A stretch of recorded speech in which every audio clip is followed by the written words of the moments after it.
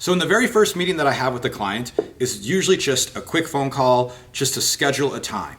Hey, my name is Justin. It's really nice to meet you. I'm really excited to hear about your business. Let's schedule a time and put it on my calendar. Now in our second meeting, now we have a phone call, or some people prefer Zoom or something like that. I personally usually just use the phone. If you can meet face to face with somebody, that's awesome, but we work with people all over the world. So for me, it's really hard to meet with face to face with people. You also have to consider something. If you are wanting to always meet face to face with people, there's nothing totally wrong with it, but consider drive time and additional work. It has seemed like the people that I've had to meet face to face with a lot tend to expect and want a whole lot more from me. I have a restaurant website that we're doing right now, and they keep calling me to come in. They're a local business, and so they keep calling me and having me come in to meet with them with questions on their website, to take some extra pictures, to talk to them about marketing. And while I'm there, oftentimes they're waiting on tables, they're cooking people's food. There was a time where they left me for like a half an hour. I was just kind of sitting there, and I'm no longer going in there, by the way. So I'm no longer going in there to meet with them face to face. Most of my clients don't do this, but in this situation, I initially went there face to face, and so now they kind of think, well, Justin can just always show up whenever he wants. And so depending on where you're at in the business, you have to consider that everything needs to be scalable. And you don't want to end up with 100 clients and then all of a sudden your life is absolutely miserable because they're having you go all over the place. I mean, really, that's the reason why you may choose to work with Freedom Wave, especially if you're already a digital marketing company that has a lot of things going on for it. You may choose to work with us just so that you can have a life again, right? Because we give you that. So we strive to do that. We strive to give you the freedom so that you're just earning residual income and you're earning income and we're kind of all working together. But I don't want to see all of my partners driving all over the place, having meetings all the time, taking time away from your family, because I think the most important thing is being able to do the things you love, spend more time with your family, and that's why we're doing this business anyways, right? So I got off on a little tangent there. But after that first meeting, okay, what we need to do is our next meeting, we're just going to learn about their company. So we just want to hear about their company. How long have they been in business? What exactly do they do? Just ask them a lot of normal basic questions so you can get an understanding of their company. What goals do they have? Do they want to stay where they're at? Do they need 100 more people, right? You have to ask things like this. You also need to know if this is the right fit for our business. One of the biggest red flags could be just if they have absolutely no budget for this. And so sometimes, like I was in somebody's funnel and I was just looking at what they offer, and in their funnel, it said, how much do you plan to spend on marketing this year? And it was like $1,000, and it was like $5,000, it was like $10,000, it was like $100,000. And I chose the first one, $1,000. And I received a message with them saying, no, thank you. We don't think that this is the right business fit. We don't think that we would be good partners for each other. And so what they did is in their funnel, they found people that were saying, I only want to spend $1,000. And they said, well, that's not worth our time. It's not worth my time to try to make $1,000 when I know they're not going to have the money. I'm going to have to hunt it down. And so if you're in one of these meetings and you find out your person's in $100,000 worth of debt, they don't know if they're going to be in business next year, they just lost all of their employees, this might not be the right fit for us. You know what I mean? You talk to somebody who is really making a go of their business and they're really interested in ranking higher in the search engines. They understand the importance of return of investment. A tree care company, one I just did, I quoted them. I think the website was around $6,000. And I think my message to them was like, if about $6,000 doesn't scare you away, I would love to send you a quote and talk to you a little bit more. And they said, that doesn't scare me away. He said, we do one tree removal, we make more than $6,000. I said, man, that's a good client. That's the client that I want. You know what I mean? So that's something to consider in this first conversation.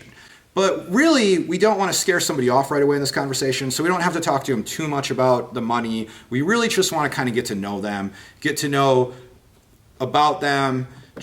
Try to learn a little bit about the history of their business, how long they've been in business, what their future goals are, things they've accomplished in the past. And then we have to take a really hard look at their marketing.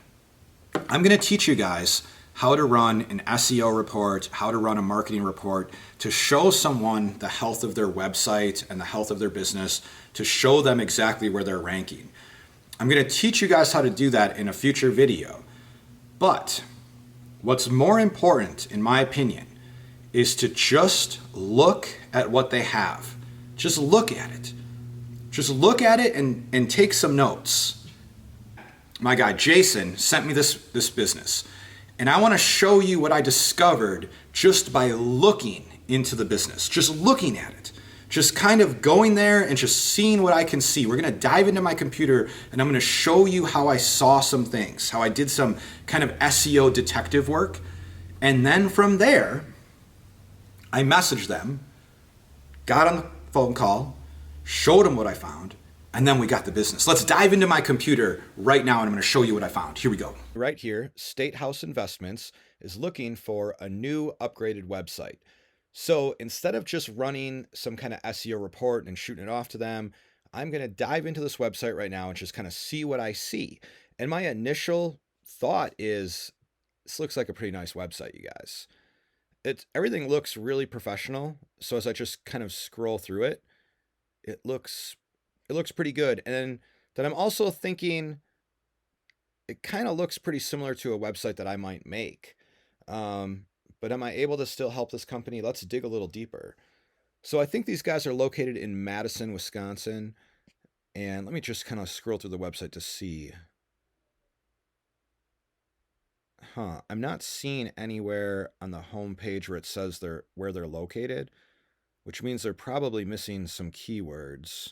Here we are, Madison, Wisconsin. So on their Google map here, it says Madison, Wisconsin, but I don't see that anywhere up here, like investment firm in Madison, Wisconsin or anything. I don't see those keywords anywhere. So now I'm kind of thinking, I wonder how their rankings are. The website. So the first thing I did was I just searched Madison Investments. And you'll just have to trust me on this instead of following me through all this. But I searched all kinds of things. Madison, Wisconsin Investments, Madison Investments, Madison Funds, Madison, Wisconsin Funds, where to go to get an investment fund. I just searched and searched and searched.